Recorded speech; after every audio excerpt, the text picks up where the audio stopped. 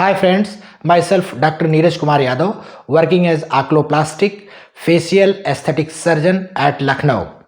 आज मैं आपको बच्चों में आंसू आने की एक महत्वपूर्ण कारण कॉन्जेनाइटल नेज़ोलैक्राइमल डक्ट ऑब्स्ट्रक्शन के बारे में बताना चाहूँगा, जिसमें आंसू पास होने का रास्ता नेज़ोलैक्राइमल डक्ट में ब्लॉकेज हो सकता है, नेज़ल कैनालिकुलाई में ब्लॉकेज हो सकता है।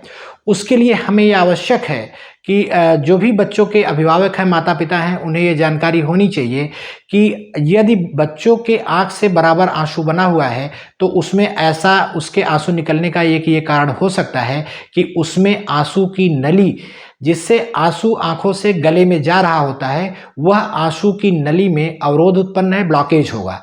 इसके लिए हमें नज़दीकी नेत्र रोग विशेषज्ञ से संपर्क करना होगा। हम शुरुआती दिनों में शुरू के 8 से 9 महीने या 1 साल तक बच्चों को क्रिगलर मसाज एक्सरसाइज बताते हैं और एक topical eye drop antibiotic eye drops prescribe करते हैं। सामान्यतः देखा गया है कि अगर अच्छे तरीके से मसाज किया जाता है और एंटीबायोटिक डाली जाती है तो यह समस्याएं दूर हो जाती हैं। इसके बाद भी मसाज करने के उपरांत भी 1 साल के पश्चात भी यदि समस्या बनी हुई है तो हम उसका सेकेंड स्टेज ऑफ ट्रीटमेंट, जिसमें कि हम लैक्राइमल प्रोबिंग करते हैं और उसके लिए बाउमेंस प्रोब को हम अपर और लोअर पंक्टा से डाल करके आंसू की नली के रास्ते को नेज़ोलैक्राइमल डक्ट ऑब्स्ट्रक्शन को खोलने की कोशिश करते हैं। यह प्रक्रिया 3 बार की जा सकती है और एक माह के इंटरवल पर हम 3 बार इस प्रक्रिया को कर सकते हैं।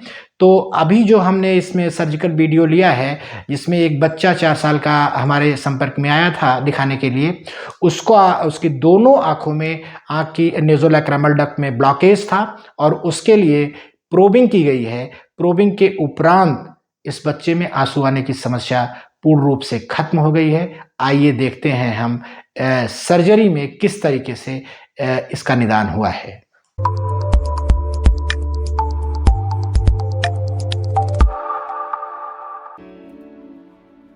हम प्रिपेयर करने के बाद लोअर पंक्टा को निटल से पंक्टम डायलेटर से डायलेट करते हैं। उसके बाद लोअर पंक्टा को हम बाउमेन प्रोब को इंसर्ट करते हैं लोअर पंक्टा के थ्रू। लोअर आईलेट को लेटरली स्ट्रेच करते हुए बाउमेन प्रोब को हम लैक्राइमल सैक तक लेके जाते हैं। फिर इसको हम रोटेट करते हैं 90 degree and at the level of the glabellar positions पे हम इसको downward, backward and laterally advance करते हैं। और तब तक जब ये बाउमेन वाल्व ऑफ हैजनर तक ना पहुंच जाए, बोनी नेज़ोलैक्राइमल डक्ट को हम पूरे तरीके से जितने भी उसमें सेप्टा फॉर्मेशन है उसको ब्रेक करते जाते हैं।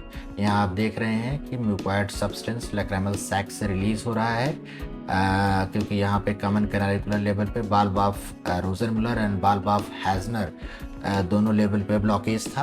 तो इस तरीके से अब इसमें हम 3-0 बाउमेन प्रोब इंसर्ट कर रहे हैं to take more dilatation of the nasolacrimal duct. अब हम अपर पंक्टा को डायलेट कर रहे हैं निटल से पंक्टम डायलेटर से, और इसमें अब हम बाउमेन प्रोब इंसर्ट कर रहे हैं। निटल से पंक्टम डायलेटर से डायलेट करने के बाद बाउमेन प्रोब इंसर्ट कर रहे हैं अपर पंक्टा के थ्रू। फिर अगेन इसको हम रोटेट करेंगे 90 डिग्री और ग्लैबुलर पोजीशन से होते हुए डाउनवर्ड, बैकवर्ड और लेटरली हम इसको एडवांस करेंगे पंक्टम बाउमेन प्रोब को, और बाल्ब ऑफ हैजनर तक इसको हम लेकर जाते हैं। इस तरीके से आप देख रहे हैं नेज़ोलैक्राइमल डक्ट या नेजल पैसेज का पूरा एरिया, पंक्टा, कैनालिकुलाई, लैक्राइमल सैक और नेज़ोलैक्राइमल डक्ट पूरी तरीके से डायलेट हो गई हैं। प्रोसीजर के पश्चात हम इसमें आई ऑइंटमेंट मॉक्सी फ्लॉक्सासिन डाल करके, जैसा कि आप लोगों ने अभी इस प्रोसीजर में लैक्राइमल प्रोबिंग में देखा कि इस प्रोबिंग के पश्चात अगर समय पर प्रोबिंग की जाती है तो बच्चों में आंसू आने की समस्या खत्म हो जाती है। नेज़ोलैक्राइमल डक्ट ऑब्स्ट्रक्शन जो ब्लॉकेज हुआ होता है, जितनी मेम्ब्रेन और सेप्टा फॉर्मेशन होते हैं आउटफ्लो ट्रैक में, वो खुल जाते हैं और आंसू आने की समस्या बच्चों में दूर हो जाती है।